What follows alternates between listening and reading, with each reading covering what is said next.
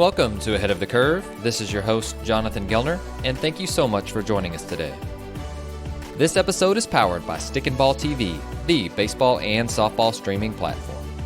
If you're a coach who's looking to grow and add things to his or her program, then Stick and Ball is just for you. With weekly updated content from some of the greatest softball and baseball coaches in the country, Stick and Ball is an absolute no-brainer. Check it out at stickandball.tv or on the Stick and Ball TV mobile app. Today we have on Kerrick Jackson, inaugural president of the MLB Draft League and former head coach at Southern University. Kerrick has spent a ton of time in baseball in a wide variety of jobs at different levels, including pitching coach, recruiting coordinator, pro scout, agent, and head coach, all at different levels. So on the show, we talk about his current job with the MLB Draft. Then we jump into building culture, setting standards, and what goes into leading a program. This episode is so good with Kerrick Jackson. Kerrick, welcome to the show. Thanks for having me on. Absolutely. Well, really excited to get to learn from you today. And for our listeners, I know that COVID was a crazy year for all of us. 2020 was a crazy year. And you actually took a new job during probably the middle of it. So I don't know if I've spoken with you since then. And so I'm really excited to get to hear more about that. So tell us about your new role with Major League Baseball and, what are you doing? How are you making an impact there? And just tell us a little bit about it. Yeah, I appreciate it. Yeah, so took a job as the president of the MLB Draft League, and that, like you said, that took place basically into November, beginning of December, and it was an opportunity that was presented to me This was with the draft being moved back. There was a window that was created where players needed an opportunity to go out and continue to play as they prepared for the draft. And so the idea of this league was birthed and brought me in to be in charge and run the league. And as we got into it, started talking about some more things and some visions and ideas that I had for the league. For me, I think the initial idea for MLB in the league was to have this be an opportunity for players to come and be evaluated in hopes of going into the draft and those types of things. And for me, that was a small part of it. And I think that the league could be so much more, and from all different kind of angles of development, from all things baseball, creating opportunities for coaches to get into the league and have some experience coaching, obviously the players, umpires, interns. So there's a lot of things that I think this league can do moving forward, and just excited to be a part of it in year one. Oh, that's wonderful. And that's really, really cool to hear. So just for clarification for me, once guys get drafted and in the process of them being drafted and them signing, they come to you guys just for just get reps and to stay healthy and for them to get an eye with their MLB teams. Like what does that look like for the players? So actually what we're doing is on the front end, we're capturing the players on the front end before the draft. And so this is an opportunity for them to come in. And if let's say that, you're from school X and it's a smaller school and you haven't faced a lot of big competition, and the idea of scouts like you, but they like you in the 10th through the 15th round. So our league presented an opportunity for some of those kids to come in and test themselves against some better arms with wood bats, and for scouts to see them in that type of environment prior to the draft. And then post-draft this year was an opportunity for guys that didn't get drafted to come and have an opportunity to sign as free agents. And so as we look to move forward, there's a lot of different ways that we can go with the league. What we do on the front end will be consistent. That'll be an opportunity for draft guys to come up, be in that environment, pro clubs to send their decision makers out and see all those guys in one environment that's competitive and is developmental based as well. When you look at our coaching staffs, Five of my managers in the league are former big leaguers. When you look at the coaches, the pitching coaches, the hitting coaches, they've all had some level of professional experience. And then we were also able to create a developmental coach position, which we want to use for minority coaches, for them to come in and be that fourth coach, if you will, and learn and get exposure to a higher level of player that can hopefully put them in a position to go on and continue their coaching careers as well. Oh, it's wonderful. And I love hearing you break that down for us. Talking about just the different roles that people can have and the different ones that you guys are offering. You've served literally almost every role that I feel like you can serve in baseball. You've been a head college coach. You've been a pitching coach, a recruiting coordinator, a scout, an agent, and a head coach at several different levels. And now you're doing this. So it's like, you are a jack of all trades, and I just walk us through that, because that's just a crazy amount of things that you constantly have to be learning. But what have you learned in your years of serving all of those different roles? I think that's the key, right? Is that I was raised by my grandparents, and my grandfather was a minister. My grandmother was a shoe saleswoman in a local department store, and the idea of education was always first and foremost. And so, when you look at my professional career, that's what it's been. It's been a journey of education, and each spot has been able to put me in a position to learn something else. It's funny because people ask all the time, how did you go from this to this to this to this? And I tell people all the time, I was always a person, have always been a person that I believed in being where your feet are at. And making wherever you are the best place that it can possibly be, regardless of the circumstances. And as a result, more opportunities will come your way. I think oftentimes we get into this idea of, I have to be this, I have to be this. Here's my goal. And we do so many things to, quote unquote, strategically put us in a place to get these opportunities where we may miss out on the opportunity of making where we are the best. And I think my career has been just that. It's been wherever my feet were, that was the best place at the time. And I was going to make that the best place that I could possibly make it at that time. And then as a result of that, I think people noticed what was taking place and more opportunities presented themselves as a result. I love hearing that. And I think, for me, I'm sure that being able to do all of those opened up a ton of different doors. And then whenever you were the head coach, you were able to really break it down with everybody that was in the room, just because you have served all of those different roles. And number one, I think I love that you mentioned that just being well-rounded and being able to just be where your feet are and serve your players, serve your coaches wherever you're at and whatever you're doing. But I also think that helped you whenever you did transition to a head coach, or maybe I'm just assuming that, and I might be wrong, but I'd love to hear your thoughts on did coaching in all of those roles help you as a head coach? No question. It's when I got the head job at Southern. One of the first things that I did probably 2 weeks in was called and reached out in some form or fashion to every head coach that I had worked with, or that I knew, that I had relationships that had mentored me along the way, and explained to them, that I had a greater appreciation for what they did as head coaches now sitting in that seat. Because I think as an assistant coach, I was probably no different than anybody else, right? As an assistant coach, I was the best head coach in the country. Like, I knew all the decisions, like, why are we doing this? And we should be doing it this way and this. And then when you sit in that seat, you realize all the things that are involved. And I think the experiences that I had leading up to that helped me be in a position to where I could still relate to my assistant coaches and what they were going through, as well as be able to give them some guidance on, hey, here are some of the things that you need to think about. The one thing that I was very adamant about, and I will always be adamant about it, is don't forget where you came from. And so I've never been in a position where I get to a certain level and then start to carry myself in a manner different than what I was as an assistant coach at Coffeyville Community College. There may be some people out there that would disagree, but I think I'm the same guy, right? I interact with people the same way. It didn't matter whether or not I was at Missouri in the Big 12 or the SEC. I still carried myself the same manner as the person that I was raised to be. And that was someone who, you help people when they need to be helped. You look for opportunities to help somebody get better. You look for opportunities of growth in yourself. And so as a head coach, I carried that with me. And now the difference being is just the final decision stopped with me. But whenever we would do things, I would constantly tell my assistant coaches, give me your input. What do you got? What do you think?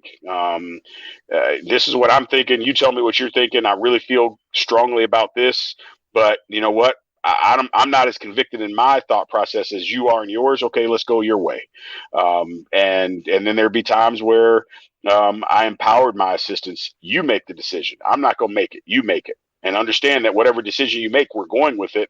And you better think about all the consequences, because if something goes wrong, it's a decision you made. You got to understand what the impact of that is. And so, again, still being in that growth mindset, not only as a quote unquote head coach / manager, mentor, but also for my assistant coaches and the guys that I had and players that we had in our program to help them with that as well. No, really good. And one thing, I've never been a head coach, and so as an assistant, you have all of these different ideas, and like you mentioned, we have all of the answers as assistants, and when we take a step back, probably in the role that you have now, you think of things that you might do different. But I am curious. So you mentioned that you loved taking feedback from assistants, which I think, as an assistant, that is huge for me as an assistant from the head coach or to the head coach whenever they're trying different things. But I do want to know, so let's say that I presented something to you as the head coach and it was really bad. Like it turned out to be awful. What does that conversation look like? Because if it's good, we keep it. That's all. It's all sunshine and rainbows. But on the other side of it, if it's not very good, it's not an easy conversation to be had, but it's probably one to be had if you're wanting to continue to grow as a program and be excellent every day. But I'd love to hear your thoughts on that.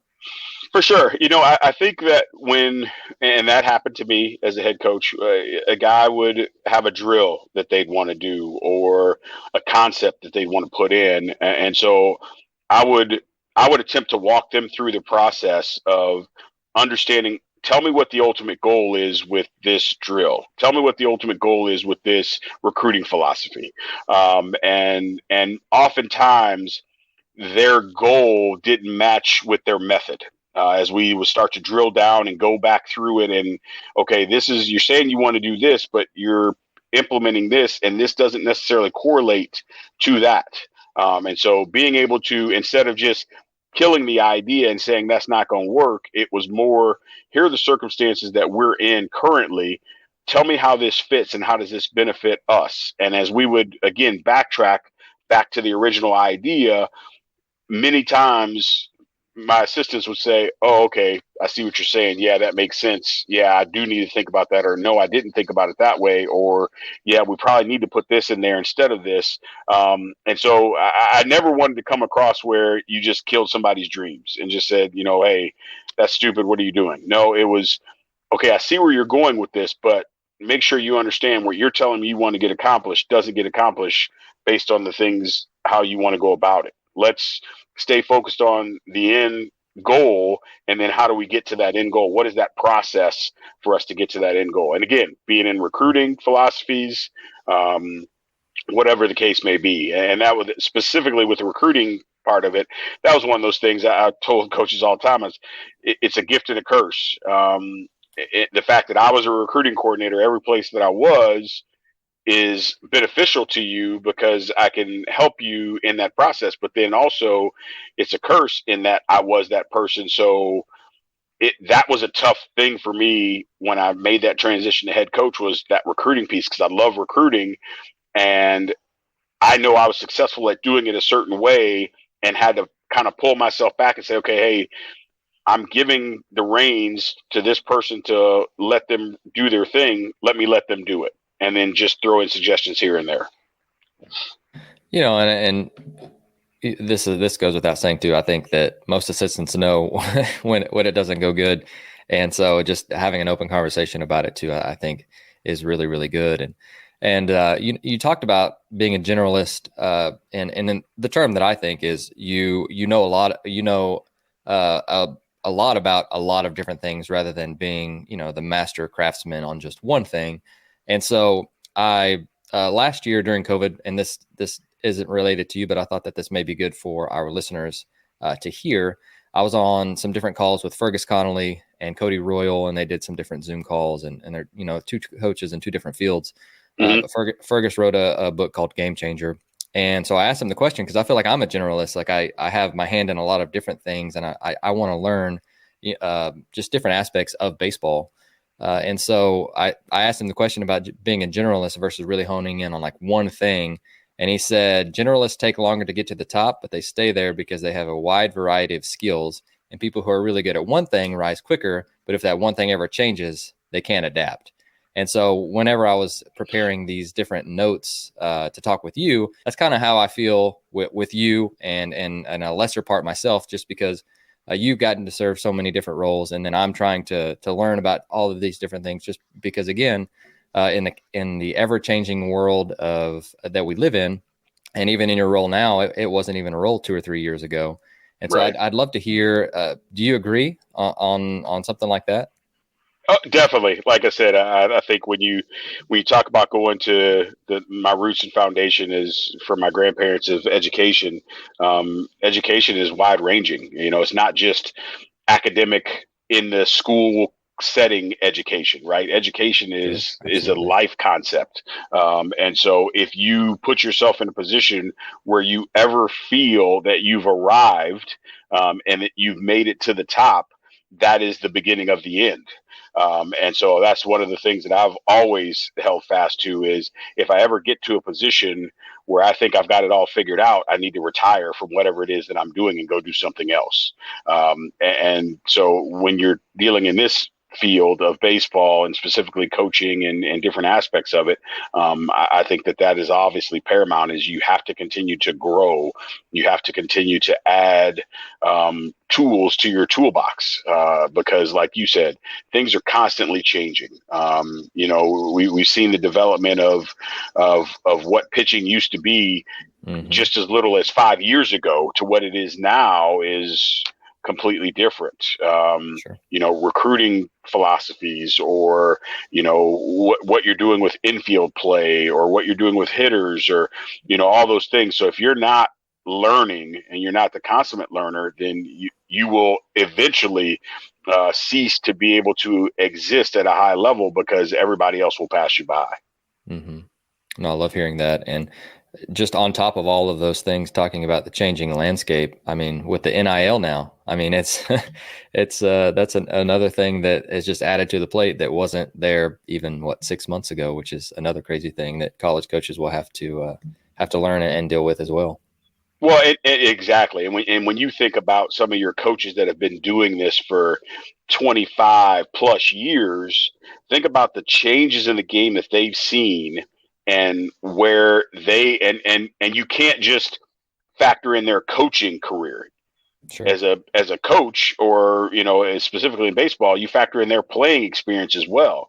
So there's a wide range of changes that have taken place in some of these coaches' careers, myself included, that now we're at NIL. And it's, I think one of the things that is going to be, I was thinking about that the other day, was how many coaches are going to have conversations with their players about, listen, practice time or team time is our time, right? If you want to do NIL stuff, you have to do that on your own time because there's going to be kids that are going to want to Instagram practice or walking through the locker room or, those kind of things. And so now, hey, there's going to be rules in place. Can't have your phone on in the locker room during in the clubhouse because I don't want you putting something on Instagram because it's going to give you the edge because company XYZ says, hey, if you give us a behind the scenes look at what takes place on a game day, we'll pay you $15,000 a year.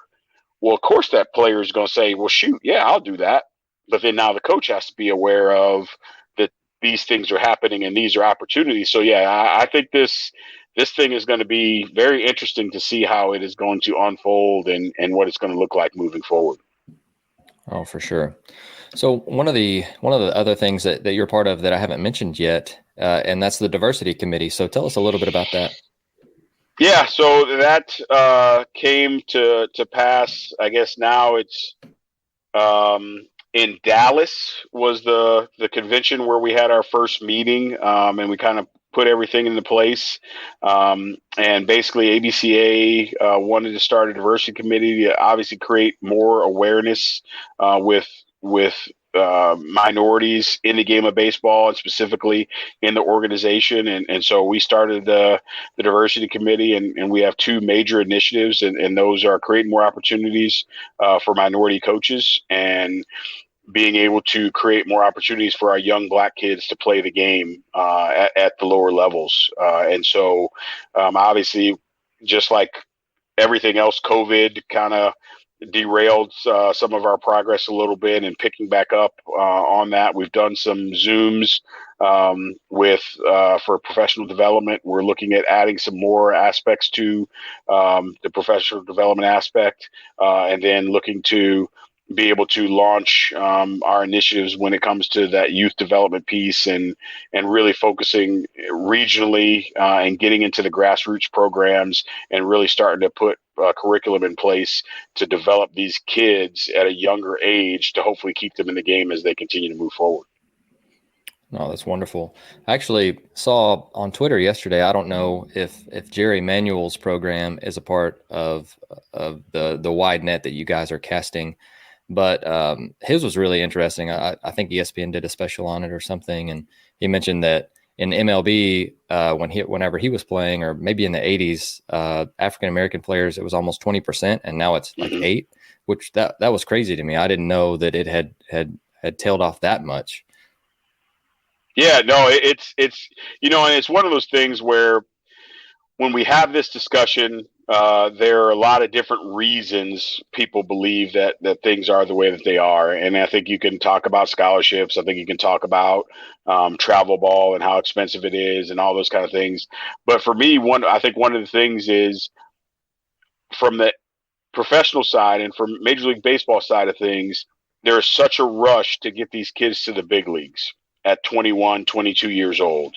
And back in that time frame that Jerry references, when it was 20%, there wasn't a rush. You got to the big leagues when you were ready to get to the big leagues. That's a good point. And the minor leagues was just that, right? It was rookie ball, A ball, high A, double A, triple A, and you made that progression as you were ready to make that progression.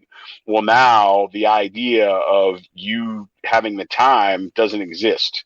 We got to get you there now. We got to get you there to capitalize off your prime years at a lower value. There's all these kind of things that factor in. So to me, that is one of the biggest things where we see a lack of black players, black American players in the game today, is because we don't want to give the time that is necessary to help them develop to get there. And then going back to some of the things we're talking about, we have to start younger with being able to develop those players. And, for me, in my experience, I played Legion baseball growing up. And, to play Legion baseball, I had to sell 60 candy bars. That was it. That was my uniform. That was my fee. That was everything. And then you went out and you played, and you played with kids from your neighborhood.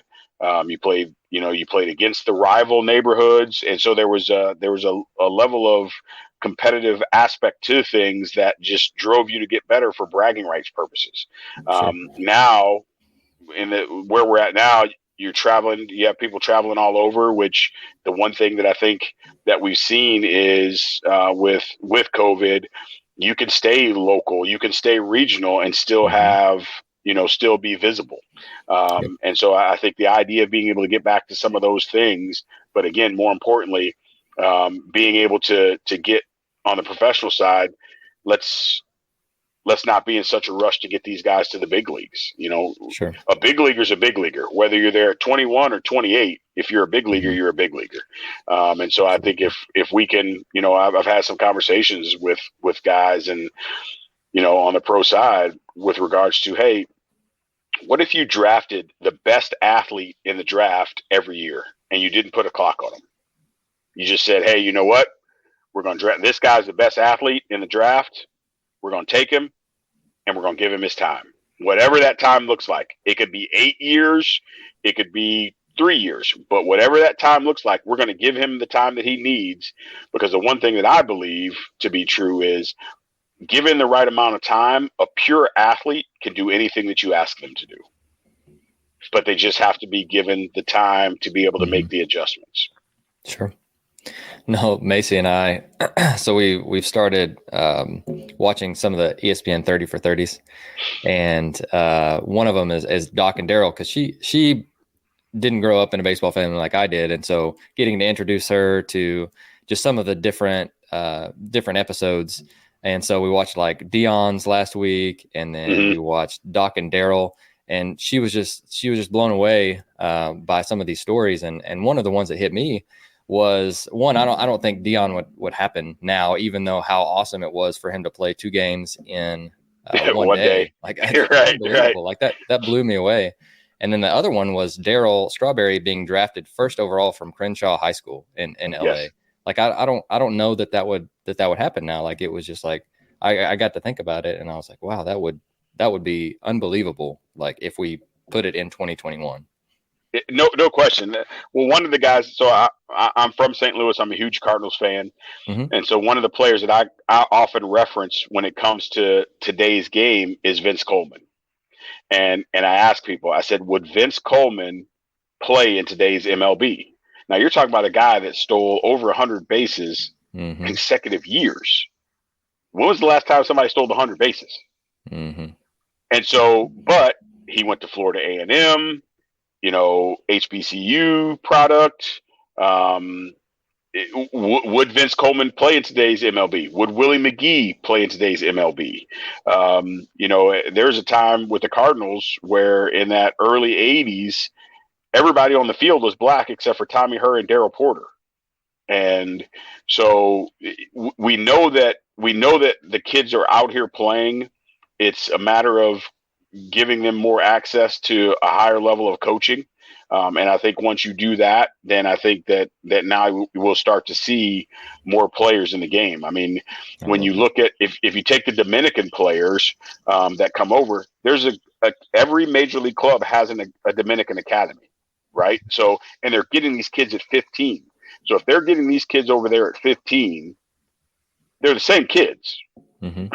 They just happen to speak Spanish, right? So if they're getting these kids over there at 15 and they're putting them in these academies where it's school and baseball, and that's all they're doing all day, every day, well, it would behoove you to say, all right, well, if we did the same thing here, wouldn't we get a similar result?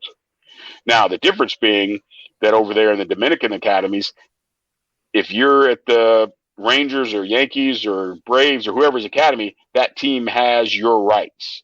Here, when you look at our urban youth academies that we have in place, well, there's the draft in place and there's some other things. So that team doesn't have the rights. So we're not going to spend as much time and effort and money here as we are going to spend over there, because we have priority to those players over there. We don't have priority to these players here. Gotcha.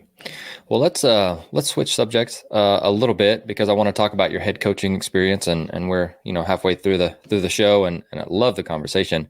But I culture seems like a huge part of who you are. Like, you're a culture builder. Wow, sorry, and leader of men. Like that. Whenever we've had conversations, whenever I've seen you speak, that's like 2 things that I've noticed about you that seems like something you're very passionate about.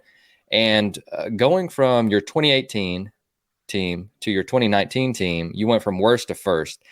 I mean, like, let's just break that down, because I would love to hear your thoughts on how that happened, what that transition was like, because 2018, you're probably questioning every single thing that you're doing. I know I would, maybe not yourself, but I know I would be questioning everything. And then 2019, you're like, okay, cool, it worked. But going through that 2018 season, let's just talk about that, and then how that transitioned to 2019.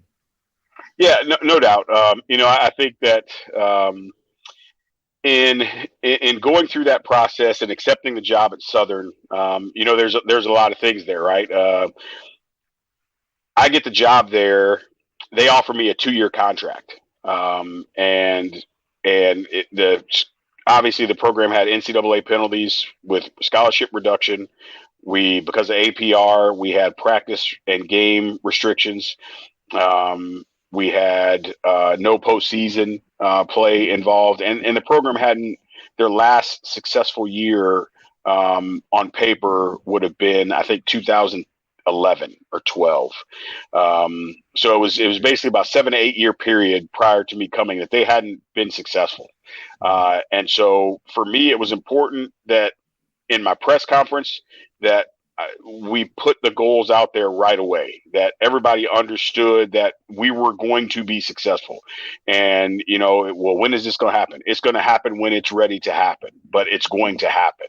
And then being able to deliver that message to the team, one of the first things that I told them was, listen, when I took the job, you became my guys. So it's not, you're not going to ever hear me go out and say, well, when we can go out and recruit, our guys and this, that.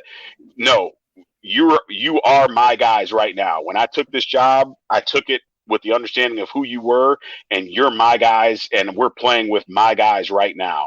That was the first thing. The second thing, we are not going to talk about winning this year because you guys don't know how to win. I said, we have seniors that have been here for 4 or 5 years and you've never had a winning record. So for you all of a sudden to think that because there's been a coaching change that all of a sudden now we're going to just go on this rampant toward pace of winning, that's not going to happen. We have to learn how to win, and we have to get you in the right place and understanding of what that looks like before we can start winning.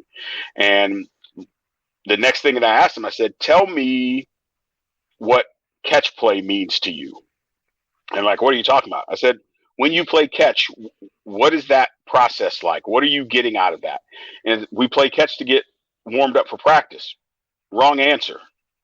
I said, catch is the most important thing of this game. Being able to possess and control the baseball is the key to success. So for the first 2 weeks of practice, all we did was play catch every day. We didn't pick up a bat. We didn't hit any fungos. They had to understand how important possessing that baseball was. And so that's where we started. And then we just started to teach the game to those kids because they hadn't been taught the game. And we started to talk about little things and how to carry themselves, and no earrings in the clubhouse, and I don't want to see you on campus with your hat on backwards, and this is how you conduct yourself when you're in the classroom. These are the things that are important. And so, like you said, that first year we were 9-33, but we had an overall team GPA of 3.0, and we ended up with a perfect 1,000 APR score, and we received national recognition for community service. So we accomplished what we needed to accomplish in year one. Although we only had 9 wins, we were walked off 6 times, and 15 of our 33 losses were 2 runs or less. So our kids were in a position that you could ask anybody that played us that year, for 7 innings, we were going to compete with anybody in the country. I don't care who. We went to Mississippi State that year, and in the 7th inning, it's 0-0 in the bottom of the 7th, and they end up putting up a 5 spot. So we were in a position where we were being competitive, but we were just missing the boat, and it was because, again, in year one, we were anticipating loss instead of taking the win. The win was right there for us, but we were waiting for that other shoe to drop. We were waiting for something bad to happen. And ultimately, we created our own demise because mentally we put ourselves in a position where, okay, we're winning, but this can't happen because we've never done this before. Something's going to go wrong. And ultimately, it did. And what was funny was at the end of the year, we had a bunch of our guys would come to me and some of our leaders, and they were like, hey, we only won 9 games this year. You've been places, you had success, you've done this, that, and the other. You didn't raise your voice. You didn't. Why not? Like, how did that not bother you? I said, because I told you guys at the beginning, we weren't in a position to be able to win. So it wasn't going to do me any good to be all stressed out and have my blood pressure high to ask you to do things that you weren't capable of doing. And so then when you flip it to the next year, we added some pieces. We needed more pitching, and we added a couple other pieces. But basically, that same team that was 9-33 went 34-24 that next year, and they started to play the game the right way. And so, like I told you before, 15 of our losses in 18 were, 2 runs or less. Well, in 19, we were 26-4 when we had the lead after the 6th. So just the shift and understanding the importance of playing good defense and playing quality baseball. We go out, we beat LSU when they're ranked 8th that year. And all I told them was earn respect and have fun today. That's all you got to do. And when we talk about earning respect, it's going out and playing the game the right way. And I told them, I said, win, lose, or draw, the best compliment that I can get as a coach about our program is genuinely when the other coach walks past you, whether they beat you or not, and they say to you, man, I really like how your guys play the game. And that year, every post-game meeting with every coach, that was the comment. Man, you guys play the game well. Man, these guys are on the right track. So I love hearing that, and as a coach myself, I think that's the ultimate compliment that you can get, and you mentioned that as well. But I do want to break down a couple of things that I want to really highlight that you said, because I think the first thing that you mentioned was, hey, you're my guys, like you're our guys. We are in this together. I may not have recruited you, you may not have chosen me, but here we are. Right. And I'm adopting you into being, one of our guys as well. And so I love hearing that. So that's ultimately breaking down that first barrier that these, you're walking into the first meeting and they may know you may have had a conversation or not, but that is a thought about thing. And I think, we as coaches, sometimes we miss that boat because we chose the job. We're really excited to get going. And, having that as like your first meeting thing or whatever, however you presented that, I think that's huge. And I'm sure that let down their guard. They felt a little bit more comfortable. And then you were able to outline the standards of performance that you thought were going to make you successful. And then you just had to rep it every day. But I think that's an awesome formula for success and something that I will remember for a long time. But I also want to not neglect the fact that, whenever you guys are doing that, you're staying consistent. And it's, you, like you said, you guys lost so many close games. And at some point it's like, man, it's, we have to rep this every single day. We have to keep this consistent and we have to just keep building on what we've got and finding those small wins. And that's a lot easier said than done, because speaking from experience, that's not easy to go through those things and continue to be positive, continue to build a vision, continue to doing exactly what you're doing because you think it's going to work eventually, maybe not today, but that's just something that's really not easy to do at all. No, you're right. And I think that, like you said, I do think that oftentimes as coaches, when you do get that new head job and I think I would have done it regardless of what my contract looked like. But you get a 6-year contract. And so you've had the conversation with the AD and you're specifically if you're hired in a situation where the old coach was fired or let go for whatever reasons, well, then you come in with this idea of, hey, you know what? I got a 6-year contract. So this year 1, I'm just getting ready for year 2. I think the mistake that is made when that happens is, regardless of what your plans are for years 2, 3, 4, 5, and 6, if you want to start talking about building culture, it has to start with year 1. So regardless of whether these guys fit your system or whatever the case may be, if you create an environment where they know that they're on their way out, that is going to be an awful year. It from a wins-loss standpoint, from a culture standpoint, from a trust standpoint, it's just awful. So for me, it was important that being able to come in there and letting those guys know, I'm not coming in here with the idea of you have to be replaced. I'm coming in here with the idea that you guys are here. How can we get you better? And then whatever conversations we have to have at the end of the year, we have to have at the end of the year. Did that team that I had fit the system that I wanted to run? Somewhat, right? I'm a firm believer in putting the pressure of the base paths on the defense. We're going to run. We had a green light. I didn't have a steal sign. I had a stop sign. Everybody had the green light, from the guy that was a 6'3" guy to the guy that was a 7'5" guy. Everybody. And I want you running, and I want the other team to know that we're running constantly. And so you take the pieces that you have and you fit those pieces in. But like I said, I think too many times we come into a situation and we automatically say, none of these guys are any good. We're going to get rid of all these guys. So coaches, I want you out on the road recruiting. Don't worry about this team. We just got to get through this first year. Well, then now you spend a year that could be used to establish culture that is wasted because you've already turned the page on those kids. So then when you bring the new kids in, well, a lot of times we're doing it with junior college kids. A lot of times we're doing it with kids that we're going out and buy. And so then now you make that environment a very transactional environment. And sometimes that can work. Most of the time, I don't know if it does. It has to be a transformational environment, and it has to be that, in my opinion, from day one, regardless of what your plans are going to be. So being able to, like you said, you guys are my guys. We're going to do this, and you're going to be the foundation of it. And those guys truly were the foundation of our success. And I love that. And it speaks to them, too, to transition from, they were recruited by somebody else. They were used to a certain system and standard, and it speaks to you and them both for just getting into buying in and being patient with that too, because you could have had some guys that left and some guys may have, but it sounds like the large core of who you had stuck around, and that's an even cooler layer to add to that story, because you had almost the same team in 2018 as you did in 2019. So I love hearing that. Definitely. So one of the other things that I think is really neat, and that's building alignment throughout the coaching staff.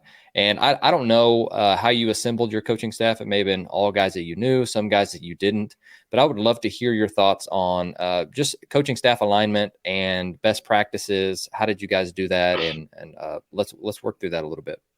For sure. So in that first year, there was an assistant coach who was there, who played in the program, who was there previously.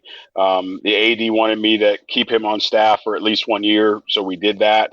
And then I added, like you said, some pieces to some kids. I shouldn't say kids, but some coaches that I had been mentoring and had relationships with that were young, that I knew they were knowledgeable and passionate about the teaching aspect of things, and brought them on board. And so I do believe that when you're looking at building coaching staffs, the idea is loyalty and trust need to be paramount. In our situation, I explain to guys, listen, I don't expect you to be at Southern forever. As an assistant coach, we only pay XYZ. There's opportunity for greater visibility, but what I do know is that because of the success that we're going to have, it's going to give you an opportunity to do different things.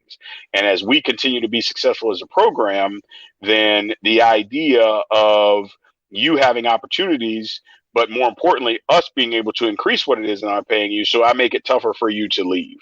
I knew that at Southern, it was going to be a transformational or transactional type situation with coaches, because ultimately we were going to be successful based on the success we had. I believe that those coaches were going to get opportunities, and I knew that and was aware of that. And so being able to get those people that, again, they're loyal, they're trustworthy, and then obviously also knowledgeable about what it is they're doing, I think is the key.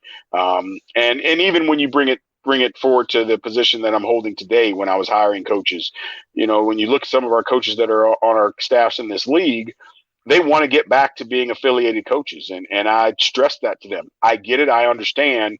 But your opportunities will be created by how well you do in this situation, not because you're looking to get to the next place. So it goes back to the original question and about being where your feet are at. That's something I firmly believe in.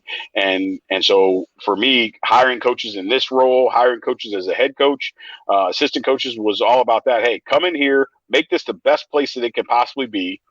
And then as a result, your opportunities to move on, if you so desire, will present themselves.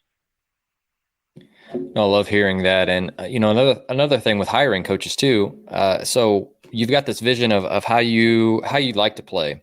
And again, you as the head coach, main decision maker, do you hire guys based on their fit within that, or like how good they are? Because, I'm thinking you've got, and you mentioned base running, but if you're a pitching guy as well, if you've got a guy who is really good, who has had success, but may not mesh with your pitching philosophies, and you got some overlap, but different ends of the spectrum, I guess. what's that process like? Because again, I've never been a head coach, and I'd love to hear your thoughts on hiring for fit versus hiring maybe the best candidate who's had the most success. And I'm sure a lot of that comes down to just your relationship with them, and if you guys are able to work together every day, because that may be the number one thing. But I'd love to hear you work through that. For sure. So I think that for me, it is, you want to be able to attract the people that are the best at what they do, right? And continuing on that theme of being the consummate learner. As like you said, me having a pitching background, for me, it's still comes down to the bare bones of it. Throw strikes, work fast, compete. If those things aren't in your pitching philosophy, then we don't have anything to talk about. Like, I appreciate guys that are drive line guys and those type of things, and that people that want to try all kinds of different things. I don't want you to be a mad scientist, always trying to come up with the new best thing. At the end of the day, is what you do, does it lead us to being able to throw strikes, work fast, and compete? If it does, I'm great. If it doesn't, we have a problem. And so I think being able to make sure that here's what I want from you. Can you fit into this? And if it's different than the way that I've done things, so be it. But at the end of the day, here's the ultimate goal. And at Southern, the ultimate goal was to be the first HBCU to get to Omaha. So as a pitching guy, how can you put us in a position that we can go out when it comes to a regional and we're able to do just that, that we're able to go into Mississippi State and win a regional there in that environment to put us in a position to get to a super and continue that march to Omaha. And at our level, being at Southern, you have to work a little bit harder. We didn't get guys that were, coming out of it and they were 90, 92. And nope, there were some guys at 88 to 90, but it's long, lanky, projectable frame, really athletic, and their bodies flying all over the place. Can you coordinate that? Can you put a pitching plan together that is simple and developmental to lead these guys to where they need to be? Because that was one of the things there is we didn't have a bunch of guys that had done a bunch of pitching lessons or been with a bunch of swing coaches or any of those types of things. We had kids that just went out and played. So to have all the technology that is necessary to help kids be successful today is great, but you have to baby step it with those kids. And so being able to put them in a position where we continue to develop them, that by the time they were juniors, hey, they're ready to go. They understand these concepts. I think that's what it is. And being, like you said, base running, hitting, whatever it is, here are the things that I want to take place. Tell me how your philosophy fits into that. And if your philosophy doesn't fit into that and ultimately lead to that, then we don't have a good match. Sure. So I wanted to empower. I didn't want to micromanage. I wanted to empower coaches to go out and do what they do, but understanding there's accountability for that, because ultimately I'm accountable. My first 2 years there, we didn't have a recruiting coordinator, because what I told the guys that I had in place was, hey, listen, I don't want to put you in a position where if it doesn't go well recruiting, that this at a young point in your career, you have to wear that. Let me wear that. You go out and recruit. You will have these conversations, but we're not going to put a title on anybody, because if it's not good, as much as you think that can help you because you have the title, it can hurt you if we're not good. I can take that where I'm at in my career. You can't. And so little things like that, just being able to help guys along the way and through that process to ultimately develop and be the coaches they wanted to be. No, I love that. And I love the intentionality behind that. And so one of the last things that I want to hit before we get to the lightning section and let you get back to vacation. One, I appreciate you joining us today while you're on vacation. But I know you like to talk shop. So for sure, whenever you are recruiting players, they could be from all different parts of the country, from all different backgrounds, from all different levels, socioeconomic status, different school, whatever. You've got all of the above. And so I want to know, how do you take different players, different parts of all of those different things. And then you've also got different aspirations. You've got some guys who want to play in pro ball, some guys who just wanted to get a degree, some guys who just, love the game of baseball and this or that. But how do you do that and build a team? Because I think that's something that, it may be neglected with the self-promotion and all of these different things. And so I would love to hear your thoughts on how do we take all of that, which we want to incorporate, but also how do we do that and then make sure that the team the team is above everybody's everything else. Obviously, like you said, when you look at today's society, that's tough. That's a tough mountain to climb, and specifically now that you factor in NIL, that makes it even tougher because now we're just putting more emphasis on you as the individual.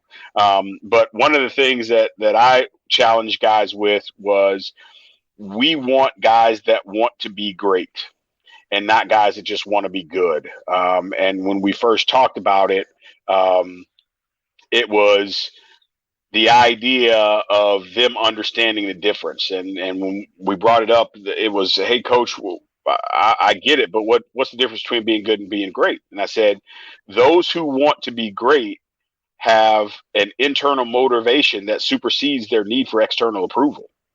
And so you have it in here to be the best that you can be. And in this environment, then if you have that philosophy and that mindset in this environment, then not only are you trying to be the best that you can be, but by you being the best that you can be, you're driving your teammate and holding your teammate accountable for the same thing, with the understanding that if we achieve great things as a team, the individual successes will come as a result. But you can have individual success without team success, and nobody wants to be in that type of situation. You can be a classic example for us is one of the guys that had been in the program. Javian Williams was his name. He ended up being a 21st rounder in that 2019 year to the Giants. Left-handed hitting outfielder, very, very athletic, plus runner, plus defender with bad routes, had some arm strength, had a little power in there. And he wanted to play pro ball, but he understood that the more success we had as a team, the better off he was going to be. Well, we get to that regional at Mississippi State. I think he's 6 for 6 against Mississippi State and Miami, and threw somebody out at the plate and stole 3 or 4 bases. And as a result, he gets that opportunity. So we really, really stress the idea of be great.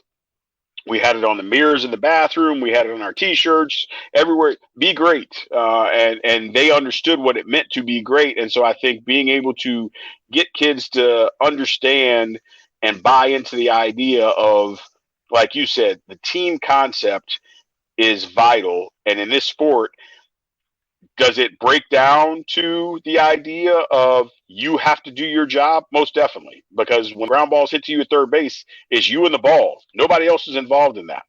But you making the play and getting the out helps us get to those 27 outs faster, which helps us put ourselves in a position to be more successful as a team, which again, all those things roll into each other. So that's what we really try to stress is look to be great, understand what it means to be great. And if you can hold on to that, you'll put yourself in a position where we tamp down the individualized aspect of things and really promote the team concept. Sure. No, I love that. And, I've taken some time this summer to read more about motivation. And I think, with human nature, it's at our core, we want to be the best version of ourselves with something that is larger than ourselves. And I think that that's something that, as like you mentioned, be great as just don't put yourself above the team. And I think that that's a great way to put it. I do have a couple of quick questions for you. You mentioned that you were a learner. And so I'd love to hear something that you've dug into lately that's piqued your interest, something that's gotten you really excited. I've through COVID, obviously we all had time, on our hands, so to speak, with relatively speaking. And so I got more into reading than I'd been in the past. I'd never been a big reader, and was in a couple different coaching groups and started getting into a bunch of reading. So one of the books that I read was Trevor Mawad's It Takes What It Takes. That book was, for me, was very, very eye-opening. Just talking about being in the moment, talking about how powerful the mind is. The idea of, I think that as coaches, we talk to guys all the time about not being negative. And, one of the things that Trevor talks about in the book is that's unrealistic. Like you're going to have negative thoughts. Just don't let it come out of your mouth. Just don't say negative things. Sure. And the idea of, I don't need you to be positive all the time, but stay neutral. Understand that it is what it is, and we can move forward. So that book was really good for me to get into. Also got into. There's a book. It's called "Lead for God's Sake," and it's a leadership book. And basically, it's one of those where it talks about the different methods of leadership, and they boil it down to the hatchet or the pot of gold, basically. So do you rule with a heavy hammer, and do you rule with consequences and penalties, or do you rule and have rewards for people's behavior? And I think there's for me, how I grew up, with rule with a heavy fist. My grandparents, everything was very black and white. There was no gray area. If you did something wrong, there was always a consequence. If you did something right, you're just supposed to do right. There wasn't always a reward. And so I learned to kind of combine the two of, hey, you know what? Let me not penalize you for doing the wrong thing, but incentivize you to do the right thing. And then if there has to be consequences, well, yeah, you know what?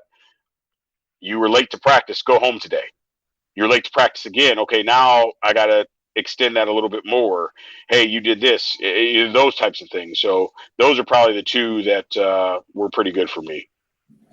Oh, really good. I was excited. Trevor's actually coming out with another book in January, just over I saw that. neutral mindset. So that'll be really good. Two biggest takeaways for me from It Takes What It Takes: stop watching the news and stop listening to country music. And if you know, then you know. So definitely Yes. recommend then guys to go check that out, guys and gals. What is something that you've changed your mind about? So you've been in lots of different roles in baseball, and so I'd love to hear your thoughts on. We go through these different journeys and we get more information and we change our mind about certain things. Is there anything that comes to mind whenever I ask you that? I think kind of just going back to what I just said, just kind of how you handle certain things with regards to discipline. Really, really trying to empower players and people in general to make their own decisions, understand that there's consequences for their actions and their decisions, and really be able to talk with them about it. Unfortunately, it hasn't trickled down to how I deal with my boys just yet, but I'm still very, for them, it's funny. My wife gets on me all the time because she says I'm so hard on them, but it's one of those things. It's like, listen, if I'm not hard on them, real life will be. And specifically in today's age, being two young black males, you need to have a greater fear of the consequences that are going to happen at your house than anywhere else, because that's an uncontrollable environment out there. This is a controllable environment. So I need to make sure that you're constantly aware of those types of things. But like I said, besides my kids, when dealing with players or coaches or whatever, it's, hey man, here's your set of choices and options. Please make sure you choose wisely and understand that whatever decisions you make and however you go about it, there's consequences for those. Let's work through that. But hey, at the end of the day, that's what they are. So I want to riff on that a little bit, just because I think that that's something that I'm passionate about as well. Just as far as how do we, when we talk about discipline, you could be disciplined, or someone can discipline you, and I think we've all heard that term. But I worked for a coach a couple years ago who I really liked, who would say, if we can't get it through your head, we'll get it through your legs, which means running. And that worked for 80, 90% of players, but we would always have the same 10% that would just go do it and nothing would ever change. And so I've really, it's human nature is so tough, and what works for most of the group won't work for some of the group.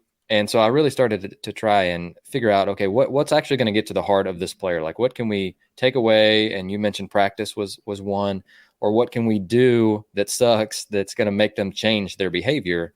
Yes. And it's like, it's not easy. And so going through this journey, again, I'm not a head coach, and so I haven't had experience like putting in a system, but you want to be consistent, but also it's not going to work for everyone. So how do you balance that? And then what are some different ways that you let them know that they had some consequences for their actions, but they were also specific to them? Does that make sense? No, for sure. I think that, I think that, like you said, I think it's through the process of education. I think it's, specifically when we talk about coaching, I think it's the idea of, as much as you want to play professional baseball, the reality of it is the majority of you won't. But you will have an opportunity to go out and be fathers, husbands, productive members of society. So what does that look like? What does that plan look like? Let's get away from the idea of, oh, I'm only a freshman, so I'm still learning, or, oh, I'm this, and, so I'm a young adult, so I still have an opportunity to make mistakes. I think too many times we create that environment where we give them an opportunity to be victims of their own circumstance, and then okay that.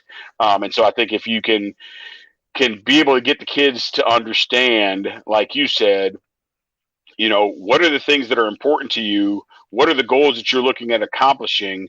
Make sure you understand that at points in your career and your life, you're going to come to that crossroads or that Y in the road, and you have to choose left or right. And you weigh all those decisions out of what the potential outcome could be if I go to the left. What is the worst case scenario? And that's one of the things I always like to tell kids when they're going through a decision process of whatever it is you're doing. If I make this decision, what's the worst case scenario? If I make this decision, what's the worst case scenario? And then being able to have that information of basing, for me, we know what best case scenario is going to be because we have these two decisions in front of us. But we don't often look at what the worst case scenario can be and deciding, hey, you know what? I don't like this outcome. This outcome, worst case scenario, I can deal with this, but this other one, I don't know if I can come back and recover from that. And as much as it's easy for us to talk through that process, when you're out at the bar, when you're going to the party, it doesn't happen that quick, right? You don't. But if we can kind of condition their minds to understand, if I do this, there's a consequence for this that I can't recover from. Let me step away. Or we put you in a position where we used to talk to our team about, everybody should always be together. So if you're not going to hold yourself accountable, there's got to be somebody else that's in your group that's doing the same things that you're doing to hold you accountable. As you well know it as a coach, when you have those kids that they don't hang out with the team and they have outliers, we better hope that those outliers are good influencers. Because if they're not good influencers, we're going to lose that kid because they're not in that team concept. So I think being able to just kind of walk these kids through that and constantly put that on their minds on a daily basis, and then being able to relate it to the things that they do want to do well in, I think that can help them better conceptualize the idea of making the right decisions and doing things that are in their best interest, which ultimately will lead to doing things that are in the team's best interest. Last question before we go. Would young coach Kerrick Jackson have handled all of those things the same way as you would today? Hell no. Okay. Hell no. Like I said, it was the younger me was disciplinary oriented. It was immediate consequences. It was going, I'm gonna run the mess out of you. It's, boom. And the older me still has that, but there's a level of patience now that comes with it, right? It's hey, we're going to talk about this. We're going to work through this. Okay, that's not working. Okay, what about this? Okay, that's not working. Okay, now we have to go to this. And one of the things that there was a gentleman down there in Louisiana that when I got to Southern, we became really good friends. Just somebody that I could conversate with. And one of the things he told me that he heard from somebody, and it's something that I really stick to now, is at the end of the day, when you come into a situation and the situation hasn't been successful, you're going to change people or you're going to change people. So basically, we're going to change the way that you go about what it is that you do, or we're going to go get different people. So one way or another, we're going to change people. And so that is a message that I still like to deliver to this day. And again, it's not a threatening deal. It's, again, we're painting both sides of that picture for you. Listen, we're going to change your thought processes and mindset to get you to do the right thing, or I'm going to have to go get somebody else. The choice ultimately is up to you. I'm not making that decision for you. I'm giving you the two options and hoping that you choose the one that is best. If you don't, then now you put me in a position where I make that choice for you. Going back to Trevor Mawad, right? The illusion of choice. That is just what it is. Our choices are finite when it comes to when you choose. If you choose to be a college athlete and you say, I want to play college athletics and I want to be a professional, specifically baseball, you don't have infinite choices. Your choices become finite at this point.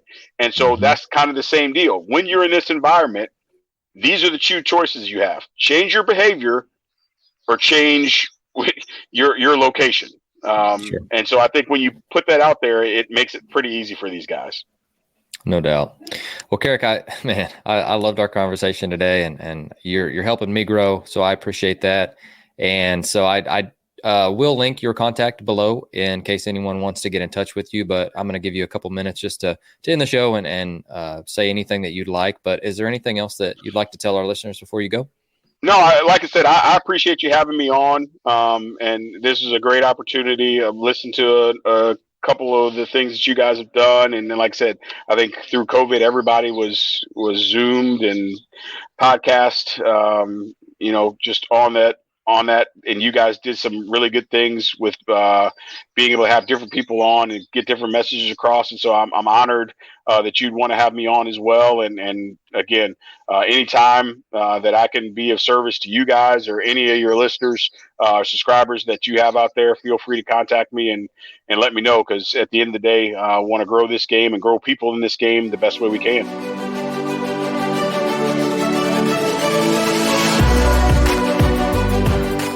Thank you for listening to Ahead of the Curve. You can subscribe on your favorite podcast platform, which could include Apple Podcasts, Google, Spotify, Stitcher, or YouTube. And if you're enjoying the podcast, please share it on social media to help get the word out. Once again, thank you for joining us.